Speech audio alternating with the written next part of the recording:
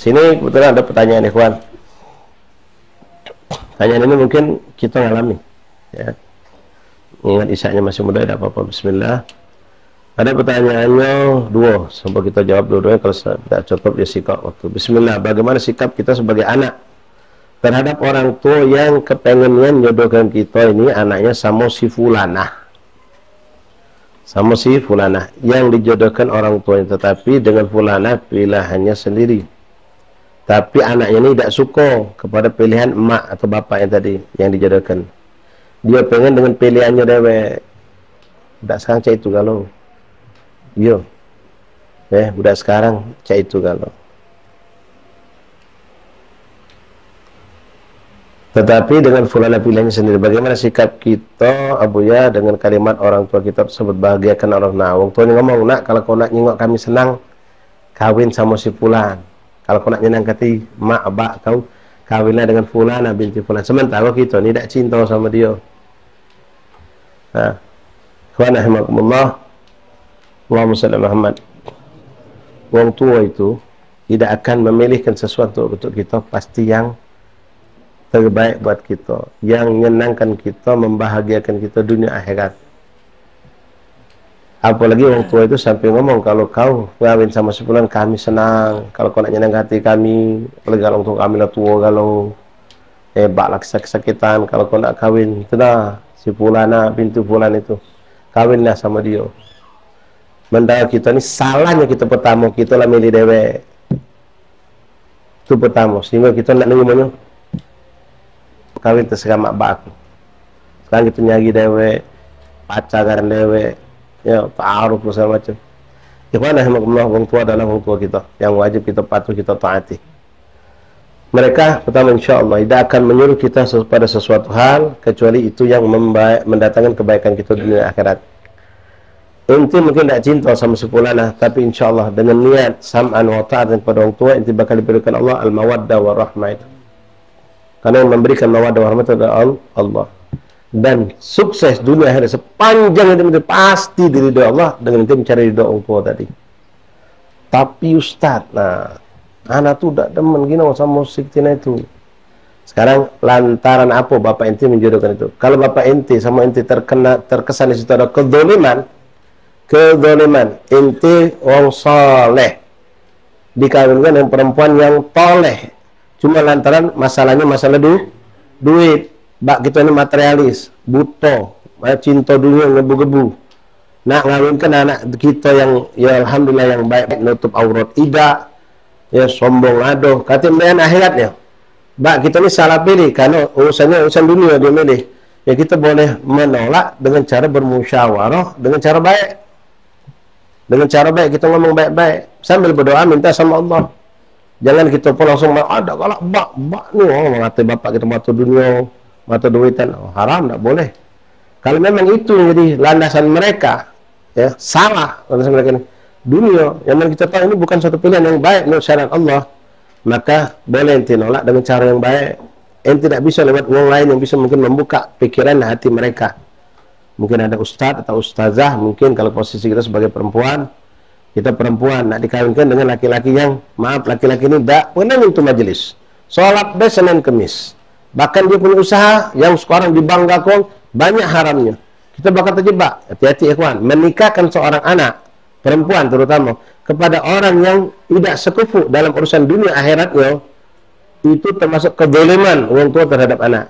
Anak soleha dikawinkan dengan yang oleh kenal ustaz tidak, ke majelis tidak, gawinya buruk, maksiat banyak, terkenal dengan kemungkarannya, kita kawinkan demi dunia tadi misalnya maka ini suatu kezaliman dari orang tua terhadap anak. Jadi sebagai seorang anak kalau memang tidak seperti itu, cuma masalah aku inilah cinta kepada si fulana, kita tak mau nih mau tahu orang tua, ini bahaya ya kawan.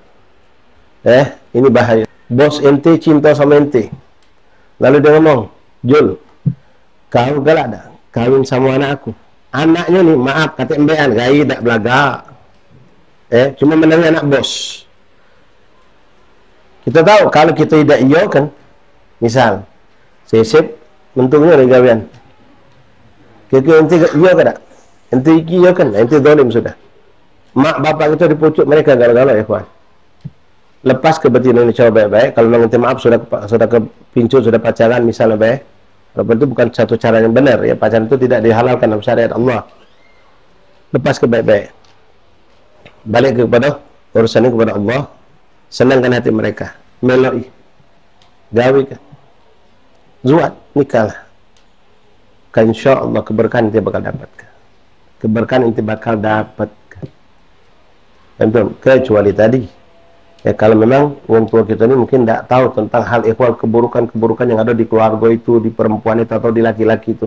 Nah ini butuh tabayun, dijelaskan pelan-pelan dengan cara.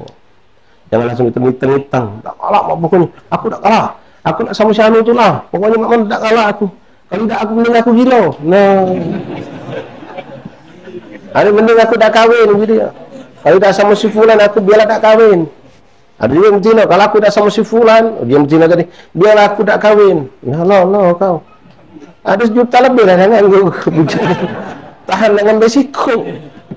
Demi tahan pun naudzubillah dia tidak mengikuti kehendak untuk lain. Kalau untuk tadi salah ya kawan. Ya, cuma bedanya ini lebih ganteng, yang dijodohkan tidak perlu ganteng, lebih kaya tidak perlu kaya. Urusan-urusan yang zahir, tidak baik. InsyaAllah dengan ente ridho dengan apabila untuk ini, dia akan dijadikan orang soleh. Kalau tidak soleh akan dijadikan Allah solehah. Karena kunci itu ada di tangan orang tua kita. Ridho Allah, firdaul walid. Ini kunci ikhwan. Ayo Ustaz, pacak ngomong baik. Kalau Ustaz ngalamin tidak. Memang inilah yang harus untuk melakukan.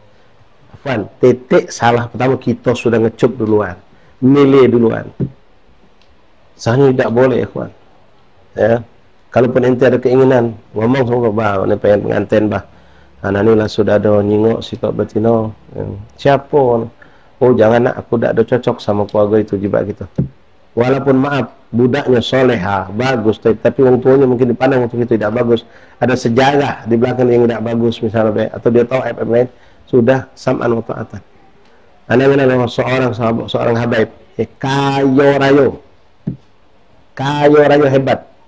Bahkan anak menyaksikan zaman Soeharto itu masih di Jakarta, memberikan magi ke Habib ustaz-ustaz yang datang tuh $100 sewang. Dolar, bukan 100.000, bukan dolar baginya pakai amplop. Sekarang lah sudah mungkin tak berapa tuh. Kayo aja. Bukan tuh, yomi. Sampai jodohnya pun ditentukan tuanya. Yomi, marhaba. Nurut dia. Dia tak buka pintu untuk milih dewek. Inilah kesan kita galak milih dewek. Milih dewek, kepincut, kecinta, walaupun solehah menurut ente. Walaupun dia ustazah, lulusan dari mana pula dia. Tapi orang tua kita tetap punya hak lebih. Begitu juga kita sama guru. Anak kita berguru sama Habib Fulan, Kiai Fulan. Begitu lulus, kami saya ke sama Habib. Hatta wakam di zaman masih ada. Nak jodohkan sama siapa kami elah Ustaz. Orang tua kita nyerahkan sama gurunya. Nak dikawin sama kemudian kami nerima. Sampai macam itu ada. Nah kita seorang tua kita. Tak. Ya, sam'an wa ta'atan. Kalau ente mengatakan tadi bentukan dengan apa ini, ente yang salah. Kenapa ente milih duluan? Orang tua tidak bakal memberikan sesuatu untuk kita kecuali yang terbaik buat kita. Kecuali tadilah, kalau memang ada hal-hal yang memang menyimpang dari syariat Allah, kita boleh nolak itu dengan cara baik, kita ucapkan dengan cara yang baik, kita jelaskan apa sebab kita untuk menolak tadi. La ilaha illallah. Kita ada istikharah, ada musyawarah. Boleh jadi apa yang kita takutkan itu buruk, berkat kita ridha orang tua kita dapat, Allah balik dengan jadi satu kebaikan, kebajikan. Dan biasanya ikhwan, alhamdulillah minta maaf kalau kita maksa ke galak dengan pilihan orang tua kita, sementara pilihan yang tidak ada bermasalah, tetap ngotot dengan pilihan kita itulah, tidak akan bahagia hidup kita. Tidak akan bahagia. Tak berkah, alhamdulillah. Apalagi orang tua kita ngomong, tolong nak kau kawin sebulan, nak nyenangkan hati kami, kawinlah mu sebulan. Sampai agak memelas ngomong tuh, jangan sampai kecewakan. La ilaha illallah. Terus yang kedua, kalau kita takut nikah, karena hampir semua pernikahan di sekitar kita tidak bahagia, gimana ibu ya? Oh tidak boleh, nikah itu sunnah Rasulullah. Bahkan hukum nikah boleh jadi wajib bagi orang yang membutuhkan. Boleh jadi apa yang terjadi pada orang-orang lain, si fulan kawin, kawan aku ada 5 ustaz, kawin baru 2 tahun, ada yang setahun, ada yang baru 4 tahun, curiga lu. Jadi aku ni takut nak kawin. tidak jadi alasan. Ya, tidak boleh jadi alasan. Kalian tidak cari tahu apa sebab mereka sampai pisah, boleh buat jago diri jangan sampai terpisah. Nah, balik tadi pertama, ikhwan. Baliklah juga dengan hubungan orang tua tadi. Boleh jadi karena mereka menikah bukan karena pilihan orang tua. Orang tua dipaksa untuk ridho. Makanya gitu kawin tidak lama. Fata Morgana kalau ikhwan. Ya. Yang kita kata pencantik belanda sore ternyata mungkin efeknya dari situ tadi juga. Karena orang tua kita tidak ridho. Mungkin niat kita kawin sudah salah. Maaf. Ya, karena itu sudah puas pacaran sebelum itu kawin sehingga sudah hambar, tidak ada kenikmatan lagi hidup rumah tangga. Ente salah pilih boleh jadi. Yang ente jadikan kacau pilihan itu bukan kacamata syariat. Ya, kalau kita memang nikah di tas kuno wilayah, ketenangan kita bakal dapatkan dari hari kita. Begitu juga. Kita harus belajar.